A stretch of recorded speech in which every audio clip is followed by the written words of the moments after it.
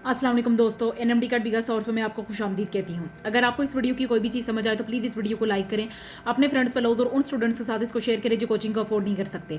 इसके साथ ही अगर आप हमारे चैनल पर नए हैं तो प्लीज़ हमारे चैनल को सब्सक्राइब कर दें, साथ ही बेल आइकन के बटन को प्रेस कर दें ताकि आपको हर नई आने वाली वीडियो का नोटिफिकेशन सबसे पहले मिले। आज जो टॉपिक हम डिस्कस करने जा रहे हैं उसका नाम है एक्टिव मिम्ब्रेन पोटेंशियल या action membrane potential. Last state में हमने डिस्कस किया था जिसमें रेस्टिंग मिम्ब्रेन पोटेंशियल था, ये पोलराइज स्टेट थी जिसको हमने डिस्कस किया था।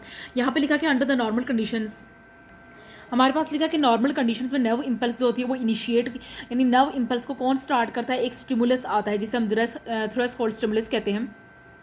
इसको न्यूरॉन के एक एंड पे अप्लाई किया जाता है और ये जाता है, ये न्यूरॉन के अदर एंड की तरफ मूव करता है और इससे चेंजेस पैदा होती हैं जिससे हमारे पास रेस्टिंग मिम्ब्रेन पोटेंशियल जो होता है वो एक्शन मिम्ब्रेन पोटेंशियल में कन्वर्ट हो जाता है। यानी नॉर्मल कंडीशन में ऐसे होता है कि नर्व इंपल्स कैसे इनिशिएट होती है, एक स्टिमुलस के जरिए से। यानी स्टिमुलस का क्या मतलब होता है, इसको स्टार्ट करने के लिए कोई चीज़ आए, इसको स्टार्ट करने के लिए कोई चीज़ आती है जिसे हम थ्रेशोल्ड स्टिमुलस कहते हैं। ये न्यूरॉन के एक एंड पे अप्लाई करने की वजह से दूसरे एंड की तरफ मूव करती है और इसकी वजह से रेस्टिंग मिम्ब्रेन पोटेंशियल जो होता है वो एक्टिव मिम्ब्रेन पोटेंशियल या एक्शन मिम्ब्रेन पोटेंशियल में कन्वर्ट हो जाता है।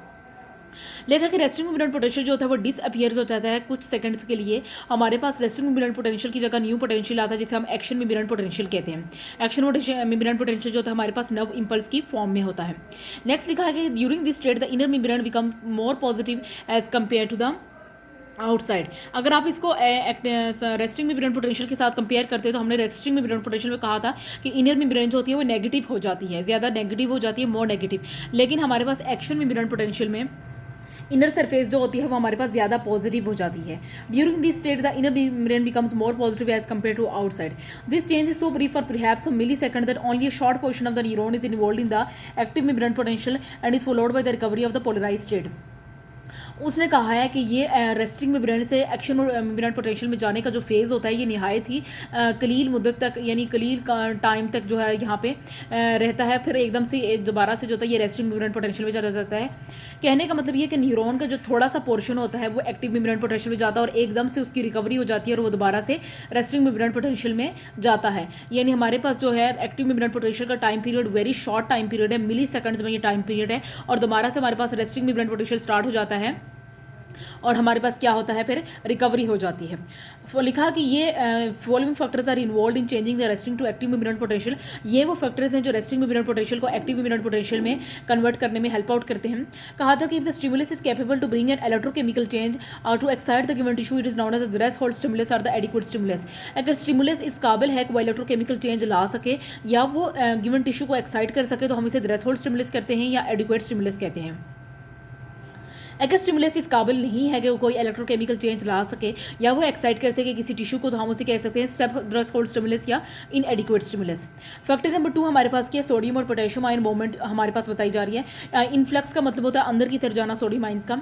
कहा जा रहा है कि जब न्यूरॉन फाइबर को हमारे पास एक स्टिमुलस जो होता है वो स्टिमुलेट करता है तो हमारे पास जो थ्रेशोल्ड स्टिमुलस होता है जिसे हम कहते हैं, उसने कहा कि the stimulated area of the fibre becomes more permeable to the Na+ ions and to the K+ ions. यानी जब एक न्यूरॉन के फाइबर को हमें थ्रेशोल्ड स्टिमुलस के जरिए से स्टिमुलेट कर देते हैं तो हमारे पास जो होता है ये मेम्ब्रेन जो होती है, ये नर्व फाइबर जो होता है ये Na+ के लिए ज़्यादा परमिएबल हो जाता है as compare to the K+ ion. और Na+ के लिए ज़्यादा परमिएबल क्यों होता है as compare to K+ ion, क्योंकि हमारे पास Na+ गेट्स जो होते हैं वो ओपन हो जाते हैं। परमिएबल का मतलब ये होता है कि किसी चीज़ को आसानी से अंदर आने देना। इसका मतलब ये कि as a result Na+ gate permits the influx of the Na+ ions by diffusion. इसका मतलब ये कि सोडियम आयंस आसानी से हमारे पास अब जो है वो अंदर आ रहे हैं।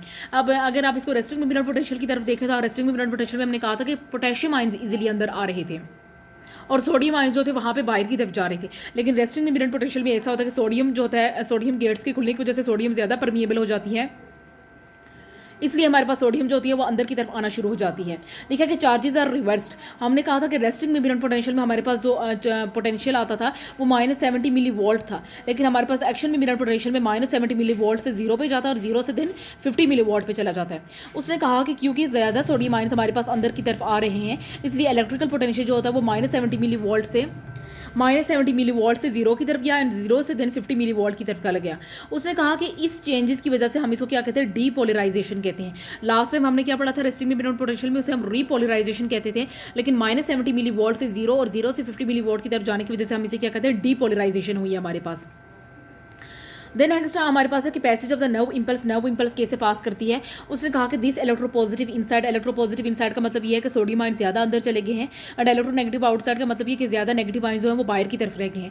रेस्टिंग मेम्ब्रेन पोटेंशियल से इसको मैं अगर कंपेयर करूँ तो आपने वहाँ पे हमने कहा था कि इलेक्ट्रोनेगेटिव ज्यादा, यहाँ हमारे पास अंदर ज्यादा नेगेटिव आयन्स थे और बाहर ज्यादा पॉजिटिव आयन्स थे, लेकिन यहाँ पे बाहर ज्यादा पॉजिटिव आयन्स है और अंदर ज्यादा नेगेटिव आयन्स हैं। Last for about 1 milli second.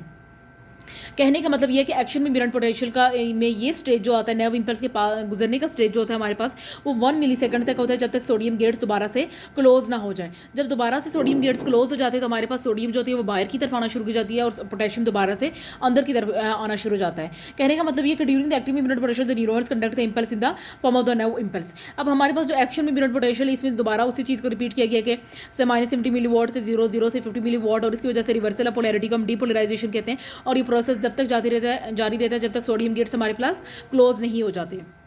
अब हमारे पास आ जाता है रिकवरी पीरियड, जिसमें से एक्टिव मेम्ब्रेन पोटेंशियल दोबारा रेस्टिंग मेम्ब्रेन पोटेंशियल में चला जाएगा, यानी वो short milliseconds of the time खत्म हो गया है जहां पे वो एक्टिव मेम्ब्रेन पोटेंशियल था। अब उसने दोबारा से हमारे पास जो था वो रेस्टिंग मेम्ब्रेन पोटेंशियल में जाना है। लिखा गया fraction of the second after the sodium gates open depolarisation the axon membrane cause the potassium gates to open, potassium therefore diffuses out of the cell. वो जो छोटा सा पोर्शन है, छोटा सा मिली सेकंड्स का पोर्शन है जिसमें सोडियम गेट्स ओपन हुए थे और सोडियम अंदर गई थी और हमारे पास डीपोलराइजेशन हुई थी, उस टाइम पे ये भी हुआ था कि पोटेशियम के गेट्स भी ओपन हुए थे और जो पोटेशियम रेस्टिंग मेम्ब्रेन में अंदर चली गई थी वो एक्शन मेम्ब्रेन में दोबारा से बाहर आना शुरू कर देती है। कहा जा रहा है कि पोटेशियम जो था वो हमारे पास पॉजिटिवली चार्ज है, इसकी वजह से ये अंदर की जो सरफेस होती है उसको लेस पॉजिटिव बना देता है और बाहर की सरफ को ज़्यादा नेगेटिव बना देता है और हमारे पास दोबारा से रीपोलराइजेशन का मतलब है कि हमारे पास रेस्टिंग मेम्ब्रेन पोटेंशियल का फेज दोबारा से स्टार्ट हो जाता है। कहा जा रहा है कि at the peak of the action potential the sodium gate से स्टार्ट टू क्लोज अगेन। जब हमारे पास एक्शन पोटेंशियल की पीक आती है तो सोडियम गेट्स दोबारा से क्लोज होना शुरू हो जाते हैं। सोडियम की परमिएबिलिटी भी जो होती है वो कम होना शुरू हो जाती है। परमिएबिलिटी का मतलब यह है कि आप ज़्यादा सोडियम अंदर नहीं जा सकेंगे एक्शन मेम्ब्रेन पोटेंशियल में। सोडियम पोटेशियम पंप जो होता है वो इस टाइम पे कंटिन्यूसली काम कर रहा होता है और ये क्या करता है कि ये दोबारा से हमारे पास ओरिजिनल स्टेट को लाने की कोशिश कर रहा होता है, ओरिजिनल स्टेट यानी रेस्टिंग मेम्ब्रेन पोटेंशियल को लाने की कोशिश कर रहा होता है। कहा जा रहा है कि this repolarisation is shown by the following face of action potential and results in the membrane potential. ये रीपोलराइजेशन हमें कैसे नजर आती है, अगर आप किसी ग्राफ में देखें तो रीपोलराइजेशन आपको ऐसे नजर आएगी कि आपको एक्शन पोटेंशियल का जो पीक होता है, जो पीक का क्या मतलब होता है कि एक्शन पोटेंशियल का जो ग्राफ होता है वो आपको दोबारा से गिरता हुआ नजर आएगा और आपके पास दोबारा से रीपोलराइजेशन नजर आना स्टार्ट होगी। कहा जा रहा है कि in fact there is a slide overshoot into the more negative potential than the original resting potential, this is known as a hyperpolarisation. उसने कहा कि नेगेटिव पोटेंशियल में हमारे सोच से भी ज़्यादा ओवरशूट हो जाता है ओरिजिनल रेस्टिंग पोटेंशियल, जिसे हम हाइपरपोलराइजेशन कहते हैं। कहा जा रहा है कि हमारे पास हाइपरपोलराइजेशन का प्रोसेस क्यों होता है। हाइपरपोलराइजेशन का प्रोसेस इसलिए होता है कि हमारे पास पोटेशियम गेट्स को जो होता है वो बंद करने में थोड़ी सी देर हो जाती है as compare to the sodium gates, यानी सोडियम गेट्स के मुकाबले में पोटेशियम गेट्स जो होते हैं वो बंद करने में हमारे पास थोड़ा सा डिले हो जाता है, इसलिए हमारे पास हाइपरपोलराइजेशन का प्रोसेस अकर होता है। अब कहा जा रहा है कि पोटेशियम आयंस कंटिन्यू दोबारा अंदर की तरफ मूव करते हैं और इसकी वजह से नॉर्मल पोटेंशियल मेंटेन हो जाता है। यानी हमने कहा था कि जब रेस्टिंग मेम्ब्रेन पोटेंशियल में पोटेशियम आयंस अंदर जाते हैं तो यहाँ पे भी देखिए रिकवरी में भी वही कुछ हो रहा है और हमारे पास जो होता है वो नॉर्मल पोटेंशियल दोबारा से मेंटेन हो जाता है। देन हम आगे पढ़ेंगे, आगे रिकवरी पीरियड को पढ़ेंगे। जब एक्शन पोटेंशियल खत्म हो जाता है तो नर्व फाइबर जो था वो रिकवरी पीरियड में चला जाता है, जिसमें ये अपनी ओरिजिनल आयनिक डिस्ट्रीब्यूशन दोबारा से गेन कर लेता है। इस रिकवरी पीरियड को हम क्या कहते हैं, रिफ्रैक्टरी पीरियड कहते हैं। रिफ्रैक्टरी पीरियड का वो हिस्सा जिसमें नर्व फाइबर कोई रिस्पॉन्स देने के काबिल नहीं होता है, हम उसे एब्सोल्यूट रिफ्रैक्टरी पीरियड कहते हैं। क्या कहते हैं, नर्व फाइबर रिफ्रैक्टरी पीरियड का वो हिस्सा जिसमें नर्व फाइबर कोई जवाब देने के, कोई रिस्पॉन्स देने के काबिल नहीं होता, हम उसे एब्सोल्यूट रिफ्रैक्टरी पीरियड कहते हैं। कहा जा रहा है कि रीपोलराइज न्यूरॉन फाइबर जो होते हैं उनकी सेम पोलैरिटी है compare to the polarise neuron fibre, यानी हमारे पास जब एक दफ़ा एक्शन मेम्ब्रेन पोटेंशियल के बाद दोबारा से रीपोलराइजेशन होगी वो उसकी सेम पोलैरिटी है as compare to polarise neuron. Polarise का मतलब है कि हमारे पास पहले वाले रेस्टिंग मेम्ब्रेन पोटेंशियल की और जब हमारे पास दोबारा से जब हमारे पास रेस्टिंग मेम्ब्रेन पोटेंशियल जनरेट हुआ है, दोनों की पोलैरिटी तो सेम है लेकिन इनकी आयनिक डिस्ट्रीब्यूशन जो होती है वो हमारे पास डिफरेंट होती हैं। यहाँ पे क्या होता है कि यहाँ पे पोटेशियम आयन्स होते हैं वो बाहर की तरफ ज़्यादा होते हैं और सोडियम आयन्स होते हैं वो अंदर की तरफ ज़्यादा होते हैं। अब इसमें कहा जा रहा है कि रीपोलराइज न्यूरॉन फाइबर जो होता है वो रिफ्रैक्टरी पीरियड में जाता है और वो अपनी ओरिजिनल आयनिक डिस्ट्रीब्यूशन जो है वो सोडियम पोटेशियम पंप के जरिए से गेन करता है। यहाँ पे समझने की बात यह है कि रीपोलराइज न्यूरॉन फाइबर वो है जो हमारे पास एक्टिव मिम्ब्रेन पोटेंशियल के बाद आया है, और पोलराइज न्यूरॉन फाइबर वो है जो हमारे पास पहले से रेस्टिंग मिम्ब्रेन पोटेंशियल पे था। दोनों को कंपेयर करके कहा जा रहा है कि दोनों की पोलैरिटी तो सेम है, यानी दोबारा से जब हमारे पास ओरिजिनल फेस आएगा उनकी पोलैरिटी सेम होगी, लेकिन उनकी आयनिक डिस्ट्रीब्यूशन डिफरेंट होगी। अब आयनिक डिस्ट्रीब्यूशन क्यों डिफरेंट होगी? क्योंकि हमारे पास जब रीपोलराइजेशन का फेस होता है वहाँ पे एक्टिव मिम्ब्रेन पोटेंशियल की वजह से पोटेशियम आयंस बाहर की तरफ ज़्यादा होते हैं और सोडियम आयंस अंदर की तरफ ज़्यादा होते हैं। अब रीपोलराइज्ड न्यूरॉन फाइबर जो होती है वो हमारे पास रिफ्रैक्टरी पीरियड में जाती है और हमारे पास दोबारा से +50 मिली वॉल्ट से जीरो, एंड जीरो से जो होता है हमारे पास -70 मिली वॉल्ट आ जाता है। कहा जा रहा है कि रिफ्रैक्टरी पीरियड जो होता है वो 4 मिली सेकेंड्स के लिए होता है। रिफ्रैक्टरी पीरियड का क्या मतलब है? वो नॉर्मल पीरियड जिसमें हमारे पास दोबारा से एक्शन मिम्ब्रेन पोटेंशियल से हमारे पास किस में जाएगा? रेस्टिंग मिम्ब्रेन पोटेंशियल में। तो हमें कहा जा रहा है कि यहाँ पे 250 इम्पल्सेस कंडक्ट की जा सकती हैं। कहा जा रहा है कि नॉर्मल स्पीड क्या है नर्व इम्पल्स की? ह्यूमंस में नॉर्मल स्पीड जो है वो नर्व इम्पल्स की 100 मीटर पर सेकंड है और मैक्सिमम स्पीड जो है वो 120 मीटर पर सेकंड है। नेक्स्ट हम वेलोसिटीज ऑफ नर्व इम्पल्स को डिस्कस करेंगे, जिसमें कहा जा रहा है कि velocities of the nerve impulse in the axon membrane and in the synaptic cleft are variable.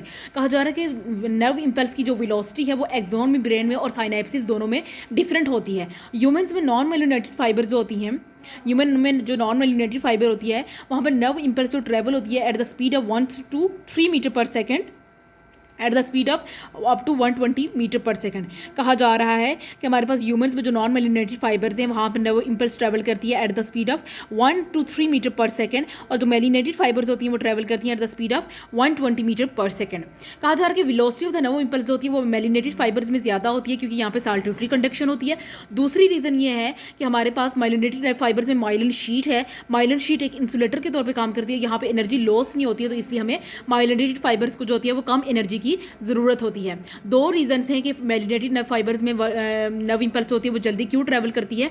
एक तो साल्टेटरी कंडक्शन की वजह से, दूसरी ये है कि माइलिनेटेड फाइबर्स जो होती हैं वो माइलिन शीट से कवर होती हैं। माइलिन शीट जो होता है वो एक इंसुलेटर के तौर पे काम करता है। इसकी वजह से इंसुलेटर की वजह से हमारे पास ज़्यादा एनर्जी लॉस नहीं होती, तो माइलिनेटेड फाइबर को लेस एनर्जी ज़रूरत होती है। फिर दूसरी बात की जा रही है जो नर्व इम्पल्स की स्पीड है वो डायमीटर पे भी डिपेंड करती है। डायमीटर पे यानी दूसरा फैक्टर हम डिस्कस कर रहे हैं। पहली फैक्टर में हमने कहा था कि वो माइलिन शीट में ज़्यादा ट्रैवल करती है। दूसरा फैक्टर ये कि थिक न्यूरॉन में भी जो है हमारे पास माइलिन शीट जो है वो ज़्यादा तेज़ी से ट्रैवल करती है, क्योंकि हमारे पास जो है वो इन्वर्सली प्रोपोर्शनल है। करंट जो है वो इन्वर्सली प्रोपोर्शनल होता है क्रॉस सेक्शनल एरिया के। कैसे होता है कि जैसे जैसे हमारे पास न्यूरॉन फाइबर्स की थिकनेस बढ़ती जाती है हमारे पास जो होता है वो करंट आहिस्ता फ्लो करेगा। हमारे पास जो करंट है वो आहिस्ता फ्लो करेगा, जैसे जैसे थिकनेस बढ़ती जाएगी करंट आहिस्ता फ्लो कर रहेगा। ऐसी शॉर्ट जर्नी जो साइनैप्स के अकॉर्डिंग होती है, साइनैप्स के अक्रॉस होती है, जो सिर्फ मिली सेकेंड्स लेती है, ये ज़्यादा टाइम लेती है as compare to electrical signal जो वो भी सेम डिस्टेंस कवर करते हैं। हमारे पास जो होते हैं साइनैप्स में जो जर्नी होती है वो भी सेम डिस्टेंस कवर करती है, और जो हमारे पास इलेक्ट्रिकल सिग्नल होते हैं वो भी सेम डिस्टेंस ट्रैवल करते हैं, लेकिन थोड़ा सा डिले हो जाता है, और इस डिले को हम क्या कहते हैं? साइनेप्टिक डिले कहते हैं। ये जो हमारे पास डिले या स्किपिंग आई है और इसकी वजह से साल्टेटरी कंडक्शन जो होता है वो 50 टाइम्स ज़्यादा तेज़ी से जो होता है वो ट्रैवल करता है in as compare to the unmyelinated axons, क्योंकि वो बीच में ऐसा होता है कि साल्टेटरी कंडक्शन में ऐसा होता है कि स्किपिंग नहीं होती है, यानी एकदम से वो नोड टू नोड ट्रैवल करते जाते हैं, कोई बीच में स्किपिंग नहीं है। इसलिए वजह से एक्शन पोटेंशियल जो होता है वो सिर्फ नोड्स पे ही ट्रैवल जो होता है वो जनरेट होता है। ये एक वेरी इंपॉर्टेंट एमसीक्यूज है कि एक्शन पोटेंशियल सिर्फ और सिर्फ नोड्स पे जनरेट किया जा सकता है। सेल मेम्ब्रेन जो ऐसी सेल मेम्ब्रेन जो माइलिन शीट के नीचे मौजूद है उसके बारे में कहा जा रहा है कि उसके पास सोडियम चैनल्स नहीं होते हैं हमारे पास, इसलिए कहा जा रहा है कि वहाँ पे कोई हमारे पास एक्साइटेशन नहीं होती है। दूसरी बात कही जा रही है कि आयनिक करंट्स जो होते हैं वो नोड्स ऑफ रेनवियर पर ट्रैवल नहीं करते हैं, इस वजह से ज़्यादा डिस्टर्बेंस नहीं होती है सोडियम पोटेशियम पंप में, ज़्यादा एनर्जी लूज नहीं होती है, तो आके दोबारा से रिस्टोर नहीं करना पड़ता है हमने आयनिक बैलेंस को, यानी हमारे पास ज़्यादा एनर्जी नहीं यूज़ होती, ज़्यादा हमारे पास डिस्टर्बेंस नहीं होती, तो हमें रिस्टोर करने में इतनी दिक्कत पेश नहीं आती है। इसके साथ ही मैं अपनी वीडियो से इजाजत लेना चाहूँगी। उम्मीद आपको ये टॉपिक अच्छे से समझ आ गया है। फिर भी अगर आपको कोई चीज़ समझ नहीं आया तो आप उसे कमेंट सेक्शन में पूछ सकते हैं और अपनी राय का इजहार भी कर सकते हैं। अगली वीडियो तक मुझे इजाज़त दीजिएगा। अल्लाह निगहबान।